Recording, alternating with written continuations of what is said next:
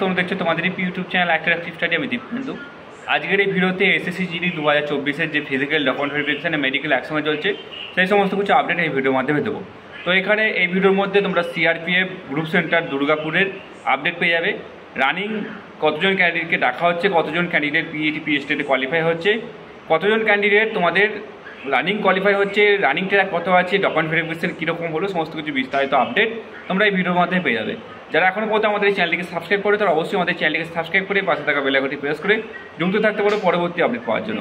আর video শুরু করে ছোট্ট একটা তোমাদের কাছে কথা শেয়ার করি, যাদের ফিজিক্যাল পরবর্তীকালে আছে, কালকে আছে, পরশু আছে, তারা অবশ্যই রাত্রের দিকে হালকা খাবার খাবে, কোনো রকম জাঙ্ক ফুড বা মশলা জাতীয় খাবার খাবে না।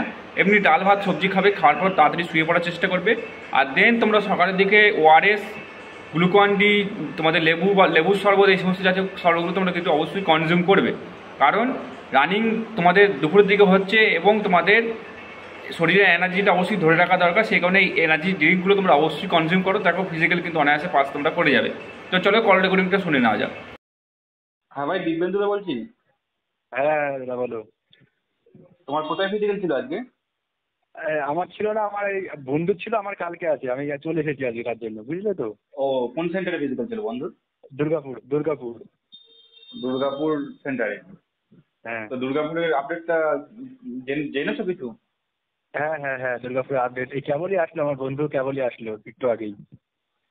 ও, তাহলে কতজনকে ডেকেছিল? 100 জনকে ডেকেছিল নাকি? 100 জনকে ডেকেছিল, ওই 80 জন মতো ছিল, 20 জন অ্যাবসেন্ট। হ্যাঁ, 20 জন অ্যাবসেন্ট, তার ভেতরে 50 জন 30 জন বাদ চলে গেছে ওই মেজারমেন্টেই। হাইট টেস্টে বাদ পড়ে গেছে। হাইট টেস্ট খুব কড়াকড়ি করছে, মানে হাইট খুব কড়াকড়ি করছে, খুব কড়াকড়ি, হাইটে ছাড়ি দিচ্ছে না।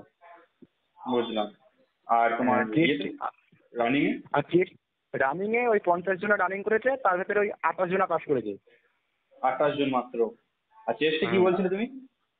আর চেস্টেও খুব মানে টাইট করে ধরছে, মানে হাইট চেস্টে কোনো ছাড় দিচ্ছে না, কোনো ছাড় মানে নেই। মেজারমেন্টটা টাফ করছে ওখানে, তাই তো? হ্যাঁ, মেজারমেন্ট খুব টাফ। আর ওদের কি আজকে ডিবি হয়ে গেছে, মানে ডকুমেন্ট ভেরিফিকেশন হয়ে গেছে?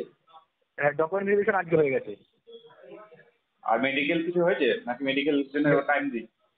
না না, মেডিকেল ওরা বলেছে কালকে সকাল 7টার সময় যেতে বলেছে, আবার যারা যারা পাস করেছে। ওকে। আর তোমাদের রানিং ট্র্যাক কত আছে কি বলছো? আর 2.5 কিলোমিটার যাওয়া আসা। তোমার তাহলে কালকে আছে? হ্যাঁ, আমার কালকে আছে। ওকে, ঠিক আছে। বেস্ট অফ লাক তোমাকে। কালকে ফিজিক্যাল দিয়ে আপডেট দিও, ঠিক আছে? হ্যাঁ হ্যাঁ অবশ্যই ভালোভাবে অবশ্যই। চেষ্টা করবে তুমি লিকুইড জাতীয় খাবারগুলো নিয়ে যেও, ঠিক আছে?